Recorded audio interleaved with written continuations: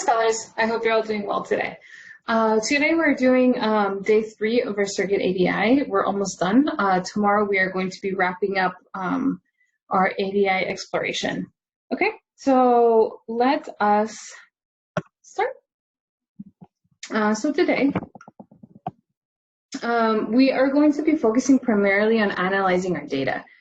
So we're going to look at an exemplar and create a plan to analyze our data, and then we'll spend some time drafting. Well, first we're going to spend some time analyzing our data proper with some guided questions, and then you are going to be doing drafting your initial argument, and then tomorrow we'll be spending the whole class period concluding our argument of this investigation. All right, so for today, you're going to need your data that you collected yesterday. So go ahead and open up both the classwork document for today and also your classwork document from yesterday. So you're going to have to go back into Google Classroom and then open it up again so you have access to everything that you collected. So take the next 30 seconds or so to do that now. Okay, so let's start.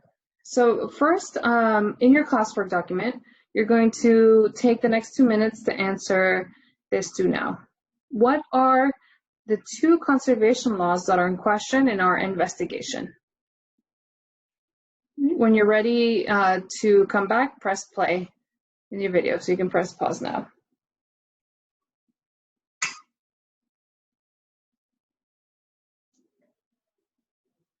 All right, so we've talked about this before already, but just to make sure we're all on the same page, the 2 laws that are conservation are the law of conservation of charge.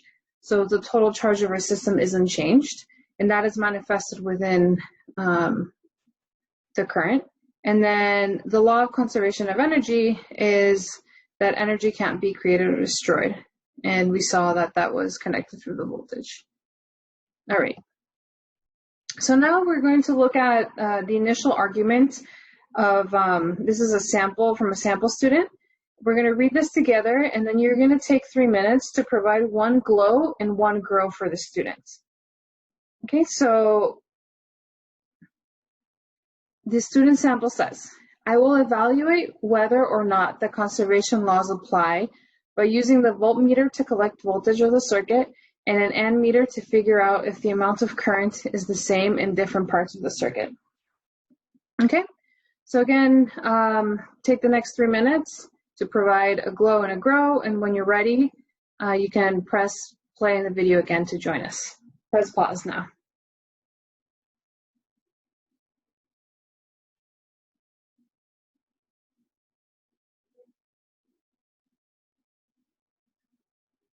All right. So let's start with a glow. Right, so there's many things to glow here in this student sample, but here we're highlighting the fact that the student is looking for the current and the voltage remains constant across the entire circuit. So this student is specific with what they're measuring. Right, they will use this to see if this is the best fit application for conservation laws, because charge is measured by the current and the energy is measured by the voltage remains the same. Okay, so very, very specific in what they're looking for. All right, and then a grow, I have a few here. So first, the student should include how the conservation laws apply to each circuit, right? So both the series and parallel. So the student in their argument just said that they were going to use conservation laws to look for series and parallel circuits, but exactly how they're going to do that. The student could also check to make sure that their ID is fit for all circuits, even if there are 50 or more resistors or light bulbs in series or parallel. Would they work like that too? And then the student should draw a schematic drawing for the circuits they studied so that they can better visualize their current and voltage data. So in physics, it's always good practice to draw what we're observing. We've done that many times throughout the year, creating models and drawings of what we're observing. So circuits is no different. right? That's also why we spent time earlier in this unit learning how to draw circuits as well. Right, so keep these girls in mind when you're creating your initial arguments when you're analyzing your data. Okay, so let's do a quick check for understanding before we move on to actually analyzing our data. So in your classwork document, you should answer this question. What should we always remember to do when analyzing our data to answer a question? You take a next minute to answer this. And when you're ready, just come back, press play.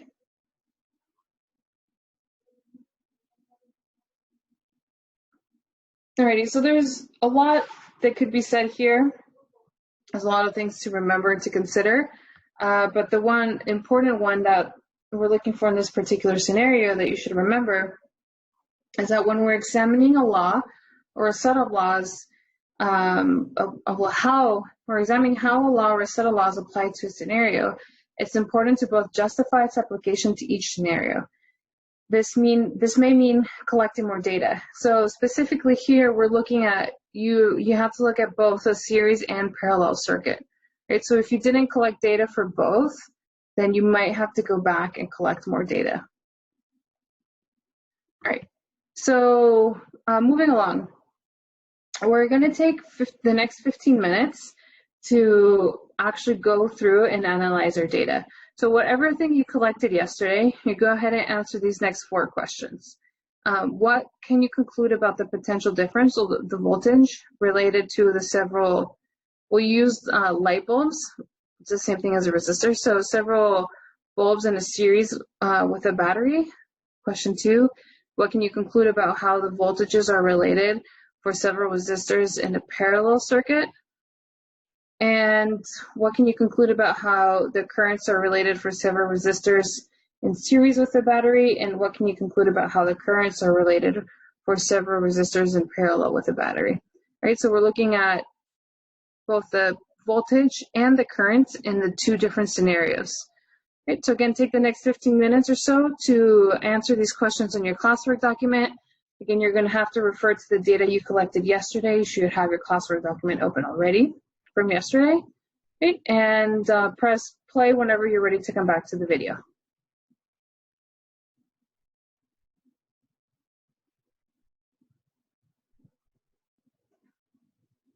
All right, moving along to our exit ticket for today.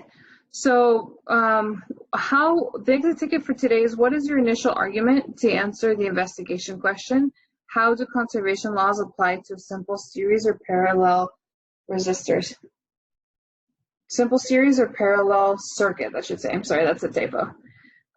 So how do conservation laws apply to a simple series or parallel circuit? Right. Again, tomorrow we're going to spend the bulk of the class continuing our argument. So I encourage you guys to just do your initial argument here, and it would be helpful to do it in a CER format. So you're doing your claim, your evidence, and your reasoning, and then tomorrow we're going to elaborate more on that. All right, so take the next 5 minutes to answer this exit ticket and submit it in your classwork document. Once you are done, make sure to submit your classwork document and also yesterday's classwork document. If you had to, you might have to resubmit it. Okay, that's all for today. I hope you have a wonderful rest of your day, and I'll see you all next time.